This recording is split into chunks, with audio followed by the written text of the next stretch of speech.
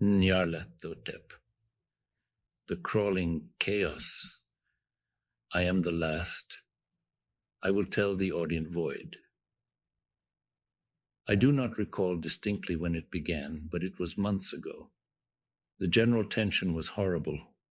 To a season of political and social upheaval was added a strange and brooding apprehension of hideous physical danger.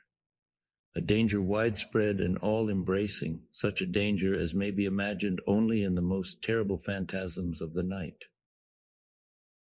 I recalled that the people went about with pale and worried faces and whispered warnings and prophecies, which no one dared consciously repeat or acknowledge to himself that he had heard. A sense of monstrous guilt was upon the land, and out of the abysses between the stars swept chill currents that made men shiver in dark and lonely places.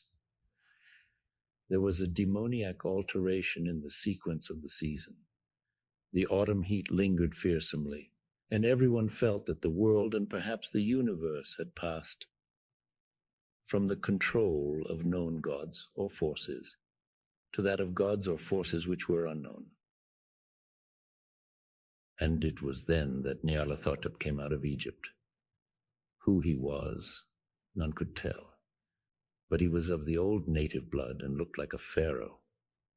The fellaheen knelt when they saw him, yet could not say why. He said he had risen up out of the blackness of 27 centuries, and that he had heard messages from places not on this planet.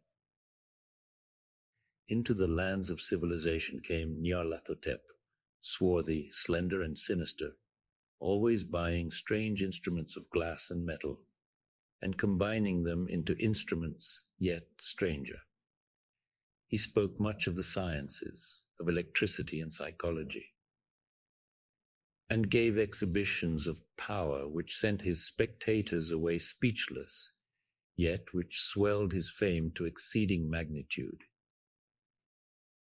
Men advised one another to see Nyarlathotep and shuddered, and where Nyarlathotep went, rest vanished. For the small hours were rent with the screams of nightmare. Never before had the screams of nightmare been such a public problem. Now the wise men almost wished they could forbid sleep in the small hours, that the shrieks of cities might less horribly disturb the pale, pitying moon. As it glimmered on green waters, gliding under bridges, and old steeples crumbling against a sickly sky, I remember when Nyarlathotep came to my city. The great, the old, the terrible city of unnumbered crimes. My friend had told me of him and of the impelling fascination and allurement of his revelations, and I burned with eagerness to explore his uttermost mysteries. My friend said they were horrible and impressive beyond my most fevered imaginings, that what was thrown on a screen in the darkened room prophesied things none but Nyarlathotep dared prophesy, and that in the sputter of his sparks there was taken from men that which had never been taken before, yet which showed only in the eyes. And I heard it hinted abroad that those who knew Nyarlathotep looked on sights which others saw not. It was in the hot autumn that I went through the night with the restless crowds to see Nyarlathotep. Through the stifling night and up the endless stairs into the choking room. And shadowed on a screen, I saw hooded forms amidst ruins and yellow, evil faces peering from behind fallen monuments, and I saw the world battling against blackness, against the waves of destruction from ultimate space, whirling, churning, struggling around the dimming, cooling sun. Then the sparks played amazingly around the heads of the spectators, and hair stood up on end, whilst shadows more grotesque than I can tell came out and squatted on the heads. And when I, who was colder and more scientific than the rest, mumbled a trembling protest about imposture and static electricity, Nyarlathotep drave us all out, down the dizzy stairs into the damp, hot, deserted midnight streets. I screamed aloud that I was not afraid, that I never could be afraid, and others screamed with me for solace. We swear to one another that the city was exactly the same, and still alive, and when the electric lights began to fade, we cursed the company over and over again and laughed at the queer faces we made. I believe we felt something coming down from the greenish moon. For when we began to depend on its light, we drifted into curious, involuntary formations, and seemed to know our destinations, though we dared not think of them. Once we looked at the pavement and found the blocks loose and displaced by grass, with scarce a line of rusted metal to show where the tramways had run. And again we saw a tramcar, lone, windowless, dilapidated, and almost on its side. When we gazed around the horizon, we could not find the third tower by the river, and noticed that the silhouette of the second tower was ragged at the top. Then we split up into narrow columns, each of which seemed drawn in a different direction.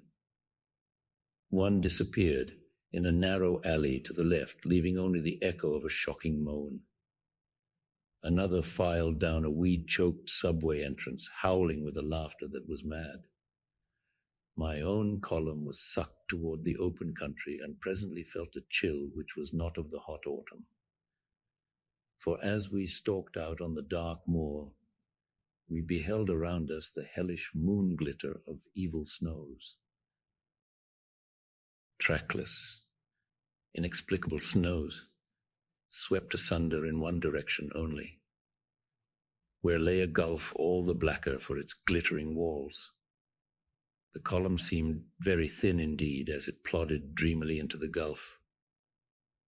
I lingered behind, for the black rift in the green-litten snow was frightful, and I thought I had heard the reverberations of a disquieting wail as my companions vanished. But my power to linger was slight. As if beckoned by those who had gone before, I half floated between the titanic snowdrifts, quivering and afraid into the sightless vortex of the unimaginable. Screamingly sentient, dumbly delirious, only the gods that were can tell. A sickened, sensitive shadow writhing in hands that are not hands, and whirled blindly past ghastly midnights of rotting creation, corpses of dead worlds with sores that were cities. Charnel wines that brush the pallid stars and make them flicker low. Beyond the worlds, vague ghosts of monstrous things, half-seen columns of unsanctified temples that rest on nameless rocks beneath space and reach up to dizzy vacua above the spheres of light and darkness. And through this revolting graveyard of the universe, the muffled, maddening beating of drums and thin, monotonous whine of blasphemous flutes from inconceivable, unlighted chambers beyond time. The detestable pounding and piping whereunto dance slowly, awkwardly, and absurdly the gigantic, tenebrous ultimate gods, the blind, voiceless, mindless gargoyles, whose soul is Nyarlathotep,